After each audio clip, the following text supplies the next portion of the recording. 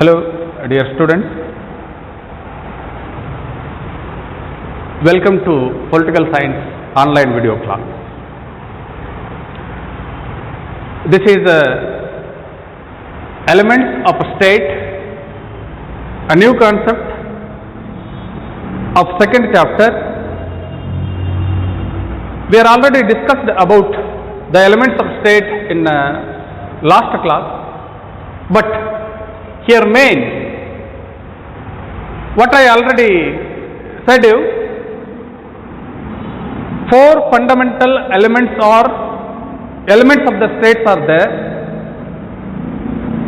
The first one, according to Garner, that is population. This is first element of the state. Before going to discuss about population as an element of the state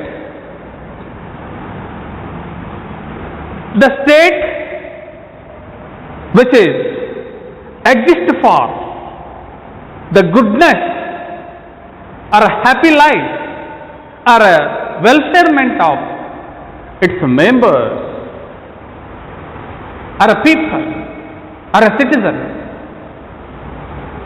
without which we can't think about the existence of a state. That it means without a state our life is meaningless. See, the organization of a state,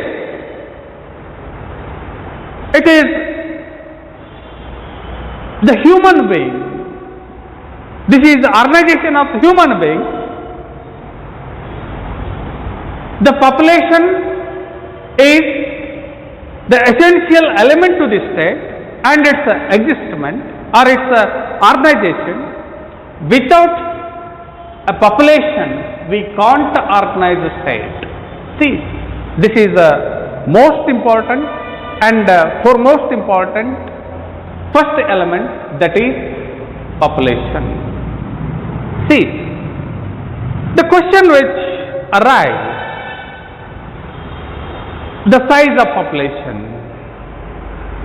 What a state should consist, the size of population. What is the size of population?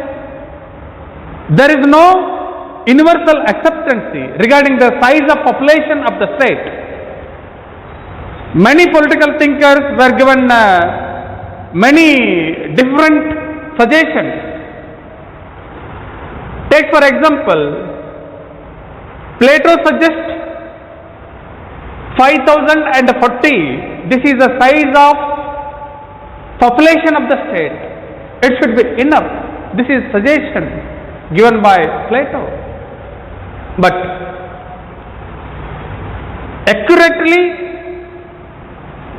5040 size of population in this modern era, it's highly impossible to maintain 5040 members itself in the state. See, second thinker, Rousseau, he suggests 10,000 population is enough to organization of a state. This is also highly impossible. See, finally, the father of political science, Aristotle opined the size of population of a state. What he suggests to the modern state, a balanced population is important one and essential one. Balanced population, it means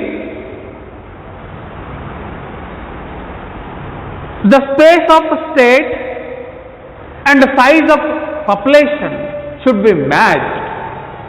See, once you have a large number of population in your state, but there is no resource availability in your state, it will be leads to poverty, unemployment.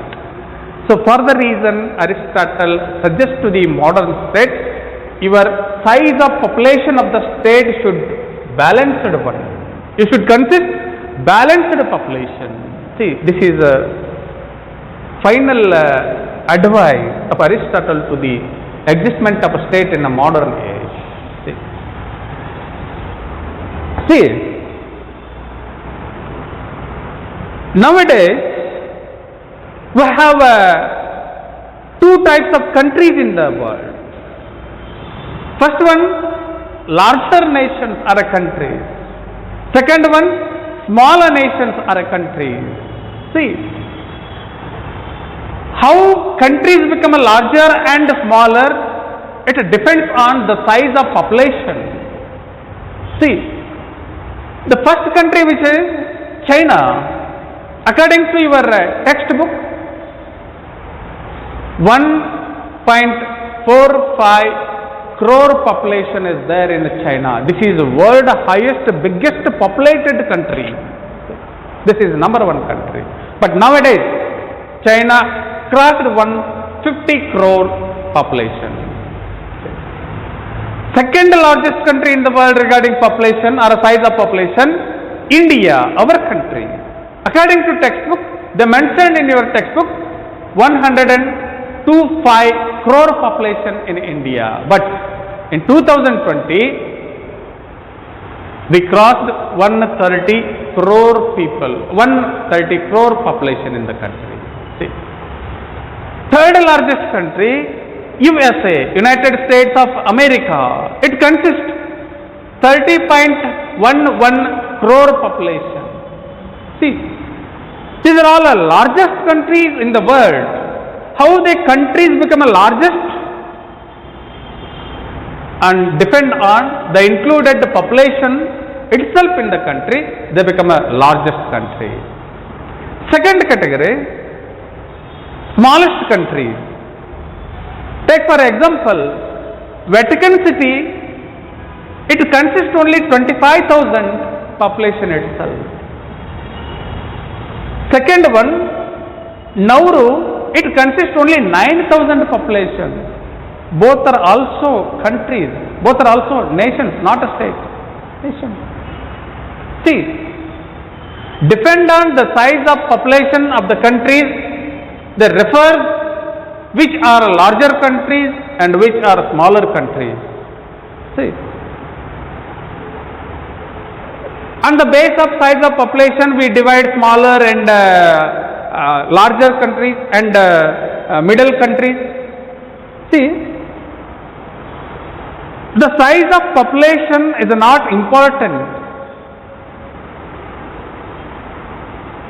The quality and quantity of population is important to the countries and its development. See, India almost all crossed 130 crore population rate in nowadays. But what is the use? So they suggest, if you have a population, that should be qualitative and quantitative. Otherwise, there is no chance to develop a country.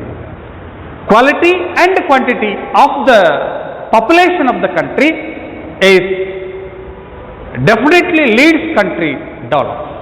Definitely leads country become a superpower in the world. So, quality and quantity and hard work of the people in the country, that is very important. See, what is the benefits of larger countries and what is the benefits of smaller countries? If country has large size of population, it also helps to the nation development. The quality and quantity population, they created new ideas, new system, and they product new things in the country. This is a type of increasing national power or power of the country. Large number of population which helps to protect the country. We may build a strong armed force. We may create a new idea create or searching or research new inventions, see, which are more helpful to the country people, or more helpful to the development of the country, or strength of the country, or power of the country. See, but although sometimes large size of population, it troubles to the country. How it troubles? If country doesn't have any natural resources, it is difficulty to government to maintain or provide service to the people of the country. Sometimes create unemployment, poverty, illiteracy. See, which are things arise from the large size of country. What is the benefits of small countries or small nations? See, government easily or directly reach every individuals in the country and provide direct facilities and control activities of members of the country, and it helps to stop creating unemployment, illiteracy, poverty, which are helpful to the small country. But sometimes it's also difficult to maintain. If larger country attack over a smaller country, how can they protect, how can they survive their members in the country? That is also difficult. But before I conclude this first element, that is population, I take once again the suggestion of Aristotle. The size of population of the country not to be counted. The balanced population is essential one, important one. How much a territory of the country have a natural resources, that much population is also essential. Otherwise, country will not balance. So, for the reason, the opinion of Aristotle may be accepted in a modern age or in a current day. So, balanced population is important one to organization of state. This is first element, that is population.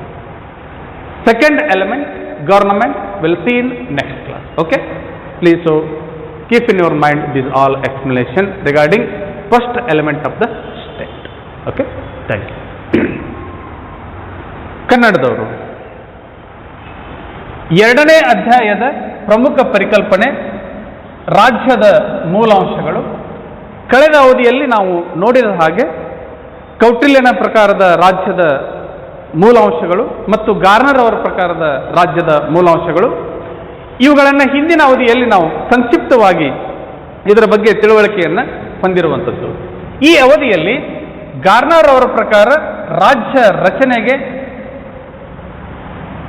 ಅವರು ಸೂಚಿಸಿರುವಂತಹ 4 ರಾಜ್ಯದ ಮೂಲಾಂಶಗಳಲ್ಲಿ ಮೊದಲನೆಯ ರಾಜ್ಯದ ಮೂಲಾಂಶ ಯಾವುದು ಅಂತಂದ್ರೆ ಜನಸಂಖ್ಯೆ. ಜನಸಂಖ್ಯೆ ಇಲ್ಲದೆ ರಾಜ್ಯವನ್ನು ರಚನೆ ಮಾಡಲಿಕ್ಕೆ ಸಾಧ್ಯವಿಲ್ಲ. ರಾಜ್ಯದ ರಚನೆಯ ಮೂಲ ಉದ್ದೇಶವೇ ಏನು ಅಂತಂದ್ರೆ ಜನರಿಗೆ ಒಳಿತನ್ನ ಮಾಡುವುದು, ಜನತೆಯ ಕಲ್ಯಾಣವನ್ನ ಮಾಡುವುದು, ಜನರಿಗೆ ಸುಖ ಶಾಂತಿ ನೆಮ್ಮದಿಯ ಬದುಕನ್ನು ನಿರ್ಮಾಣ ಮಾಡಿಕೊಡುವ ಉದ್ದೇಶದಿಂದ ರಾಜ್ಯವನ್ನ ರಚನೆ ಮಾಡಲಾಗಿರುವುದು. ಈ ರಾಜ್ಯ ಯಾರಿಂದ ರಚನೆಯಾಗಿದ್ದು ಅಂತ ಕೇಳಿದರೆ ಜನರಿಂದ ರಚನೆಯಾಗಿದ್ದು. ಎದಕ್ಕಾಗಿ ರಚನೆಯಾಗಿದ್ದು ಅಂತ ಕೇಳಿದರೆ ಜನತೆಯ ಒಳ್ಳೆಯದಕ್ಕಾಗಿ ರಚನೆಯಾಗಿದ್ದು, ಅವರ ಕಲ್ಯಾಣಕ್ಕಾಗಿ ರಚನೆಯಾಗಿದ್ದು. ಮೊದಲನೆಯ ಮೂಲ ಅಂಶ ಜನಸಂಖ್ಯೆ. ಹೌದು, ರಾಜ್ಯದ ರಚನೆಗೆ ಜನಸಂಖ್ಯೆ ಅವಶ್ಯವಾಗಿ ಬೇಕಾಗಿರುವಂಥದ್ದು. ಆದರೆ ಆ ಜನಸಂಖ್ಯೆಯ ಪ್ರಮಾಣ ಎಷ್ಟಿರಬೇಕು ಅನ್ನುವುದರ ಬಗ್ಗೆ ಸರ್ವಸಮ್ಮತವಾದ ಅಭಿಪ್ರಾಯಗಳು ಇಲ್ಲಿಯವರೆಗೆ ವ್ಯಕ್ತವಾಗಿಲ್ಲ. ಎಷ್ಟು ಜನರನ್ನ ಒಳಗೊಂಡು ರಾಜ್ಯವನ್ನು ರಚನೆ ಮಾಡಬೇಕು ಅಂತ ಕೇಳಿದ್ರೆ ಅದಕ್ಕೆ ಇಲ್ಲಿಯವರೆಗೆ ಯಾವುದೇ ಏಕಾಭಿಪ್ರಾಯ ವ್ಯಕ್ತವಾಗಿಲ್ಲ. ಮತ್ತೆ ಇದರ ಬಗ್ಗೆ ಚರ್ಚೆಗಳು ಆಗ್ಯಾವೋ ಇಲ್ಲೋ ಅಂತ ಹೇಳಿ ನೋಡಿದ್ರೆ ಚರ್ಚೆಗಳು ಪ್ರಾಚೀನ ಕಾಲದಿಂದಲೂ ನಡೀತಾ ಬಂದಿರುವಂಥದ್ದು. ಪ್ಲೇಟೋ ಹೇಳ್ತಾರೆ, ಒಂದು ರಾಜ್ಯವನ್ನು ರಚನೆ ಮಾಡಬೇಕು ಅಂತಂದ್ರೆ 5040 ಜನ ಇರಬೇಕು ಅಂತ ಹೇಳ್ತಾರೆ. ಇದು ಅತ್ಯಂತ ಕಠಿಣವಾದಂತಹ ನಿರ್ಧಾರ ಪ್ಲೇಟೋ ಕೈಗೊಂಡಿದ್ದು. ಯಾಕಂದ್ರೆ ಇಷ್ಟೇ ನಿರ್ದಿಷ್ಟ ಸಂಖ್ಯೆಯನ್ನ ಒಳಗೊಂಡಂತೆ ರಾಜ್ಯವನ್ನು ರಚನೆ ಮಾಡುವುದು ಅತಿ ಕಠಿಣವಾದಂತಹ ಕೆಲಸ. ಯಾಕಂದ್ರೆ ರಾಜ್ಯ ಅನ್ನುವುದು ಜನರನ್ನ ಒಳಗೊಂಡ ಮೇಲೆ, ಜನರ ಸಂತಾನ ಪ್ರಕ್ರಿಯೆಯ ಆಧಾರದ ಮೇಲೆ ಪ್ರತಿನಿತ್ಯ ಜನಸಂಖ್ಯೆ ಹೆಚ್ಚುತ್ತಾ ಹೋಗ್ತಿರುತ್ತೆ. ಆದರೆ 5040 ಜನರನ್ನೇ ಇಟ್ಟುಕೊಂಡು ರಾಜ್ಯವನ್ನು ರಚನೆ ಮಾಡಬೇಕನ್ನುವುದು ಇದು ಸಮಂಜಸವಾದಂತಹ ಅಭಿಪ್ರಾಯವಲ್ಲ. ಪ್ಲೇಟೋ ತನ್ನ ಕಾಲಕ್ಕೆ ತನ್ನ ಪರಿಸ್ಥಿತಿಗೆ ಅನುಗುಣವಾಗಿ ಹೇಳಿರಬಹುದು, ಆದರೆ ಇದು ಆಧುನಿಕ ಕಾಲಕ್ಕೆ ಹೊಂದಾಣಿಕೆಯಾಗಲಿಕ್ಕೆ ಸಾಧ್ಯವಿಲ್ಲ. ಮತ್ತೊಬ್ರು ಹೇಳ್ತಾರೆ, ರೂಸೋ ಅವ್ರೇನು ಹೇಳ್ತಾರಂದ್ರೆ, ಒಂದು ರಾಜ್ಯವನ್ನು ರಚನೆ ಮಾಡಲಿಕ್ಕೆ 10,000 ಜನಸಂಖ್ಯೆ ಇರಬೇಕು ಅಂತ ಹೇಳ್ತಾರೆ.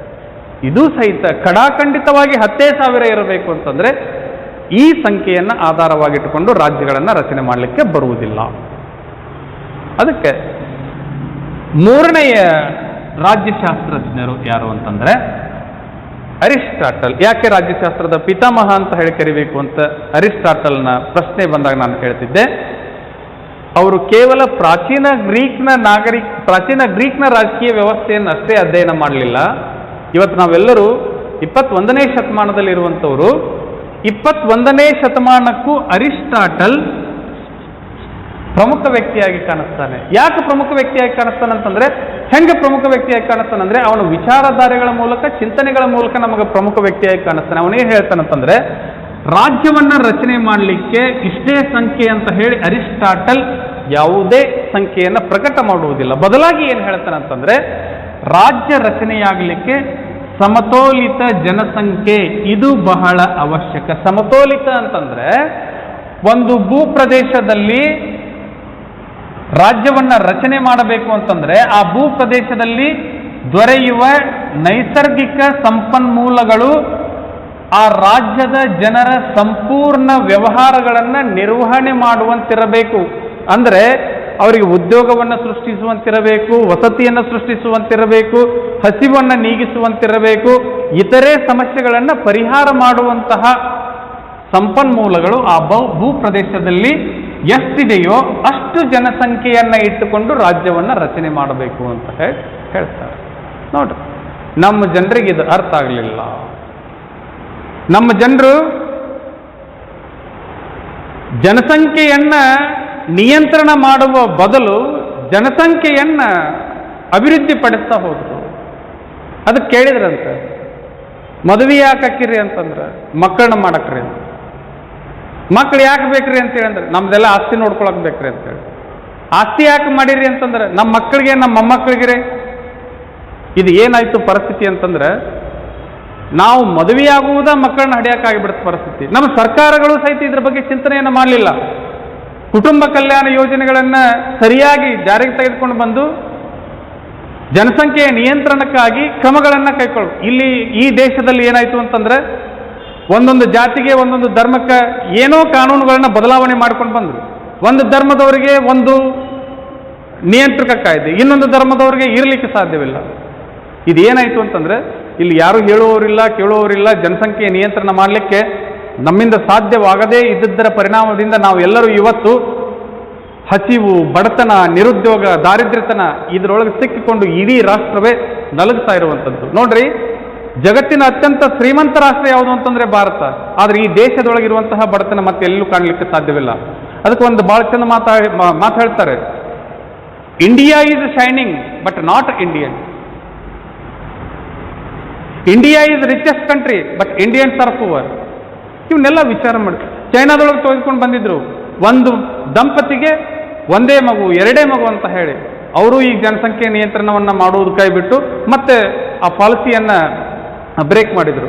ನಾವು ಏನು ಅಂತಂದರೆ, ನಮ್ಮ ದೇಶದಲ್ಲಿ ಈ ಹೊತ್ತಿಗೆ 1-2 ಹೊತ್ತಿನ ಊಟವನ್ನು ನಾವೆಲ್ಲರೂ ಮಾಡ್ತಾ ಇರಬಹುದು. ಆದರೆ ಮುಂದೊಂದು ದಿನ ಪರಿಸ್ಥಿತಿಗಳು ಹೀಗೆ ಮುಂದುವರೆದರೆ ನಮಗೂ ಸಹಿತ ಆಹಾರದ ಸಮಸ್ಯೆಗಳು ಉಂಟಾಗಬಹುದು. ನೋಡ್ರಿ, ಸಾಕ್ಷರತೆಯ ಪ್ರಮಾಣ ಸ್ವತಂತ್ರಗೊಂಡು 75 ವರ್ಷದ ಮೇಲೂ ಸಹಿತ ನಾವು 90% ಮುಟ್ಲಿಕ್ಕೆ ಸಾಧ್ಯವಾಗಿಲ್ಲ. ಯಾಕೆ ಮುಟ್ಲಿಕ್ಕೆ ಸಾಧ್ಯವಾಗಿಲ್ಲ ಅಂತಂದ್ರೆ, ಈ ದೇಶದಲ್ಲಿ ಇನ್ನೊಬ್ರು ಯಾರಾದರೂ ಕಲಿತರವರು ನಮ್ಮ ಪ್ರಶ್ನೆಯನ್ನು ಕೇಳ್ಯಾರೋ ಅನ್ನುವಂತಹ ಭಯದಿಂದ ಒಂದಿಷ್ಟು ಜನರಿಗೆ ಶಿಕ್ಷಣವನ್ನು ಕೊಡಲಿಲ್ಲ, ಅವರನ್ನು ಶೋಷಣೆಗೊಳಿಸಿದ್ರು. ಆದರೆ ಸರ್ಕಾರದ ಉದ್ದೇಶ ಏನಾಗಿರಬೇಕು ಅಂತಂದ್ರೆ, ಸರ್ವರನ್ನು ಸುಶಿಕ್ಷಿತರನ್ನಾಗಿ ಮಾಡಿ ರಾಷ್ಟ್ರದ ನಿರ್ಮಾಣದ ಪ್ರಕ್ರಿಯೆಯಲ್ಲಿ ಎಲ್ಲರನ್ನೂ ಒಟ್ಟೊಟ್ಟಿಗೆ ತೆಗೆದುಕೊಂಡು ಹೋಗುವಂತಹ ಆಚರಣೆಗಳು ಇಲ್ಲಿ ಬರಬೇಕು. ಬಂದಾಗ ಮಾತ್ರ ರಾಷ್ಟ್ರವನ್ನು ಸುಭದ್ರವಾಗಿ ಕಟ್ಟಲಿಕ್ಕೆ ಸಾಧ್ಯ. ನೋಡಿ, ಎಂಥ ಮಹನೀಯರು ತಮ್ಮ ಜೀವನವನ್ನು ತ್ಯಾಗ ಮಾಡ್ಯಾರ ದೇಶಕ್ಕೋಸ್ಕರ. ಸ್ವಲ್ಪ ಆದರೂ ಅವ್ರ ಚಿಂತನೆಗಳನ್ನು ನಾವು ತಿಳಿದುಕೊಳ್ಳಬೇಕು, ಅವಶ್ಯಕತೆ ಇವತ್ತು ಇರುವುದು.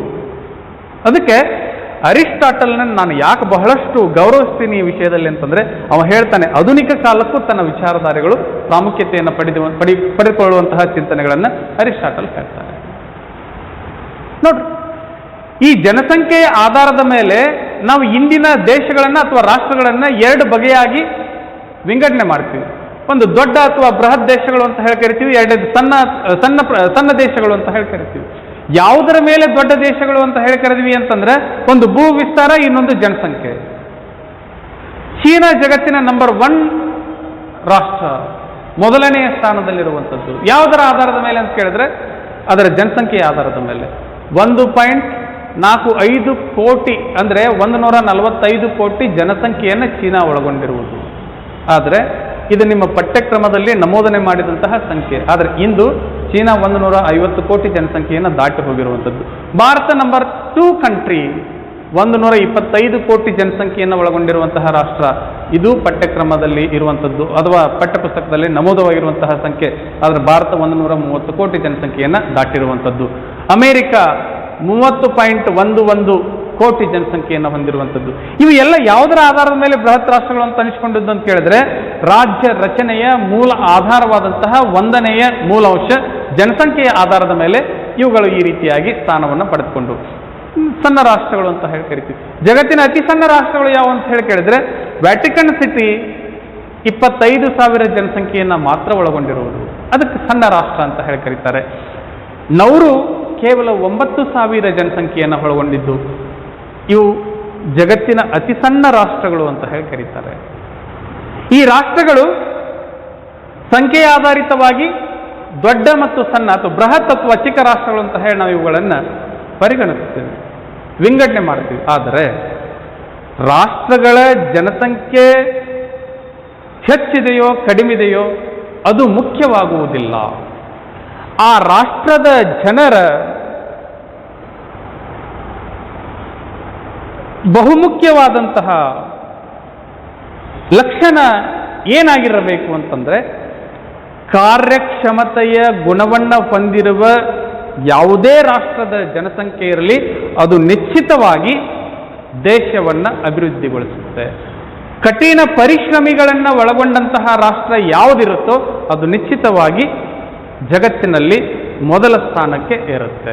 ನೋಡಿ, ಈ ದೊಡ್ಡ ರಾಷ್ಟ್ರಗಳಿಂದ ಲಾಭ ಏನು, ಸಣ್ಣ ರಾಷ್ಟ್ರಗಳಿಂದ ನಷ್ಟ ಏನು, ಇದನ್ನು ನೋಡಿದರೆ ಲಾಭ ನಷ್ಟ ಅನ್ನುವುದಕ್ಕಿಂತಲೂ ಜನಸಂಖ್ಯೆ ಹೆಚ್ಚಿತ್ತು ಅಂತಂದರೆ ನೀವು ಉತ್ತಮ ಮಾನವ ಸಂಪನ್ಮೂಲವನ್ನು ಹೊಂದಬಹುದು. ಅವರಿಂದ ರಾಷ್ಟ್ರದ ಕಾರ್ಯಗಳನ್ನು, ಉತ್ಪಾದನೆಯನ್ನು ತೀವ್ರಗೊಳಿಸಬಹುದು, ಹೆಚ್ಚಿಸಬಹುದು. ಒಳ್ಳೆಯ ಸೈನಿಕ ವ್ಯವಸ್ಥೆಯನ್ನು ಮಾಡಿಕೊಳ್ಳಬಹುದು, ಒಳ್ಳೆಯ ಆಡಳಿತಾತ್ಮಕ ವ್ಯವಸ್ಥೆಯನ್ನು ಮಾಡಿಕೊಳ್ಳಬಹುದು, ಒಳ್ಳೆಯ ಉತ್ಪಾದಕ ಶಕ್ತಿಗಳನ್ನು ನಿರ್ಮಾಣ ಮಾಡಬಹುದು, ಹೆಚ್ಚು ಹೆಚ್ಚು ಉತ್ಪಾದನೆಯನ್ನು ಮಾಡುವುದರಿಂದ ರಾಷ್ಟ್ರ ಆರ್ಥಿಕವಾಗಿ ಮುಂದುವರಿಯಬಹುದು. ಇವು ಹೆಚ್ಚು ಜನಸಂಖ್ಯೆ ಇರುವಂತಹ ರಾಷ್ಟ್ರಗಳಿಗೆ ಉಪಯುಕ್ತ. ಕೆಲವೊಂದು ಸಂದರ್ಭದಲ್ಲಿ ಇಲ್ಲಿ ಸಮಸ್ಯೆನೂ ಆಗುವುದುಂಟು. ಜನಸಂಖ್ಯೆ ಹೆಚ್ಚಿತ್ತು, ಆದರೆ ಆ ಭೂಪ್ರದೇಶದಲ್ಲಿ ನೈಸರ್ಗಿಕ ಸಂಪನ್ಮೂಲಗಳೇ ಇರಲಿಲ್ಲ ಅಂತಂದರೆ ಅಲ್ಲಿ ನಿರುದ್ಯೋಗ ಸೃಷ್ಟಿಯಾಗುತ್ತೆ, ಬಡತನ ಸೃಷ್ಟಿಯಾಗುತ್ತೆ, ಹಸಿವು ಸೃಷ್ಟಿಯಾಗುತ್ತೆ, ವಸತಿ ಸಮಸ್ಯೆ ತಲೆದೂರುತ್ತೆ, ಆರೋಗ್ಯದ ಸಮಸ್ಯೆಗಳು ಏರ್ಪಡ್ತವೆ, ಶಿಕ್ಷಣದಿಂದ ವಂಚಿತರಾಗ್ತಾರೆ, ಸರ್ಕಾರ ಜನರನ್ನ ನೇರವಾಗಿ ಸಂಪರ್ಕಕ್ಕೆ ತೆಗೆದುಕೊಳ್ಳುವಲ್ಲಿ ಕುಂಠಿತವಾಗುತ್ತೆ. ಇವು ಕೆಲವೊಂದು ಸಾರಿ ಆಗುವಂಥದ್ದು. ಇನ್ನು ಚಿಕ್ಕ ರಾಷ್ಟ್ರಗಳಿಂದ ಲಾಭ ಏನು ಅಂತ ಕೇಳಿದ್ರೆ, ರಾಷ್ಟ್ರದ ಜನಸಂಖ್ಯೆ ಅಲ್ಪ ಪ್ರಮಾಣದಲ್ಲಿ ಇದ್ದಾಗ್ಯೂ ಅವರೆಲ್ಲರೂ ಕುಶಲಕರ್ಮಿಗಳು, ಕಾರ್ಯಪ್ರವೃತ್ತರು ಮತ್ತು ದೈಹಿಕವಾಗಿ ಸದೃಢರು, ಮಾನಸಿಕವಾಗಿ ವಿವೇಚನಯುಕ್ತರು. ಇಂಥ ರಾಷ್ಟ್ರ ಅಥವಾ ಇಂಥ ಜನತೆಯನ್ನು ಒಳಗೊಂಡಿರುವಂತಹ ರಾಷ್ಟ್ರ ಅದೂ ಸಹಿತ ಜಗತ್ತಿನಲ್ಲಿ ಶಕ್ತಿಶಾಲಿ ರಾಷ್ಟ್ರವಾಗಬಹುದು. ಆದರೆ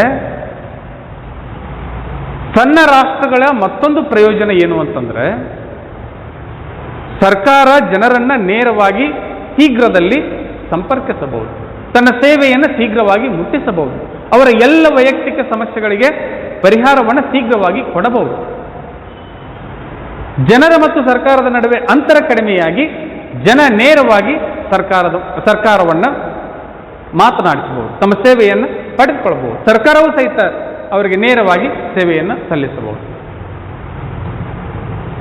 ಇದರ ಪ್ರಯೋಜನ ಎಷ್ಟಾದ ಮೇಲೆ ಸಣ್ಣ ರಾಷ್ಟ್ರಗಳ ದೋಷಗಳು ಏನು ಅಂತ ಕೇಳಿದ್ರೆ, ಯಾವುದಾದರೂ ವೈರಿ ರಾಷ್ಟ್ರ ಅವು ಸಣ್ಣ ರಾಷ್ಟ್ರಗಳ ಮೇಲೆ ಆಕ್ರಮಣವನ್ನು ಮಾಡಿದರೆ ಅವು ತಮ್ಮನ್ನು ತಾವು ರಕ್ಷಿಸಿಕೊಳ್ಳಬೇಕಂತಂದ್ರೆ ಬಹಳಷ್ಟು ತೊಂದರೆ ಉಂಟಾಗುತ್ತೆ. ಜನರು ಕಡಿಮೆ ಇದ್ದರೆ ಬೃಹತ್ ರಾಷ್ಟ್ರ ಅವರ ಮೇಲೆ ದಾಳಿಯನ್ನು ಮಾಡಿದರೆ ಆ ದಾಳಿಯನ್ನು ಎದುರಿಸಲಿಕ್ಕೆ ಸಣ್ಣ ರಾಷ್ಟ್ರಗಳು ಸಮರ್ಥವಾಗಿರುವುದಿಲ್ಲ. ನೋಡಿ, ಒಳ್ಳೆಯ ಅಂಶಗಳು ಇರ್ತವೆ, ದೋಷಪೂರಿತವಾದಂತಹ ಅಂಶಗಳು ಇರ್ತವೆ. ಆದರೆ ಒಟ್ಟಾರೆ ಅಭಿಪ್ರಾಯ ಏನು ಅಂತಂದ್ರೆ, ನಾನು ಮತ್ತೆ ಅರಿಸ್ಟಾಟಲ್ರ ಹತ್ರನ ಹೋಗ್ತೇನೆ. ಒಂದು ರಾಷ್ಟ್ರ ಹೇಗೆ ರಚನೆ ಆಗಬೇಕು ಅಂತಂದ್ರೆ, ತಾನು ಒಳಗೊಂಡಿರುವ ಭೂಪ್ರದೇಶದ ಸಂಪನ್ಮೂಲಗಳು ಆ ರಾಷ್ಟ್ರದ ಜನತೆಯನ್ನ ಸಮಾನವಾಗಿ ಮತ್ತು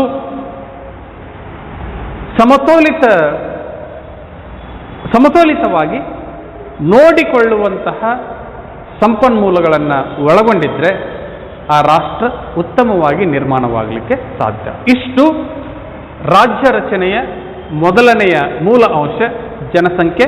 ಅದರ ಬಗ್ಗೆ ಎಲ್ಲ ವಿವರಣೆಗಳು, ಒಟ್ಟು 4 ಮೂಲಭೂತ ಅಂಶಗಳು ಅಂತ ಹೇಳೇನೆ. ಇನ್ನು ಬರುವಂತಹ ತರಗತಿಯಲ್ಲಿ ಎರಡನೆಯ ಮೂಲಭೂತ ಅಂಶ ಭೂಪ್ರದೇಶ. ಅದರ ಬಗ್ಗೆ ಮುಂದಿನ ಅವಧಿಯಲ್ಲಿ ಮತ್ತೆ ಹೊಸ ವಿಷಯಗಳ ಜೊತೆಗೆ ನಿಮ್ಮನ್ನು ಭೇಟಿಯಾಗ್ತೇನೆ. ಧನ್ಯವಾದಗಳು. ಇದನ್ನು ಸರಿಯಾಗಿ ಗಮನಿಸಿ ಮುಖ್ಯ ಅಂಶಗಳನ್ನು ಬರೆದಿಟ್ಟುಕೊಳ್ಳಬೇಕು. ಈ ಕಾರ್ಯವನ್ನು ತಾವು ಮಾಡಬೇಕು ಅಂತ ಹೇಳ್ತಾ ಇಂದಿನ ತರಗತಿಯನ್ನು ಮುಗಿಸ್ತಾ ಇದ್ದೇನೆ. ನಮಸ್ಕಾರ.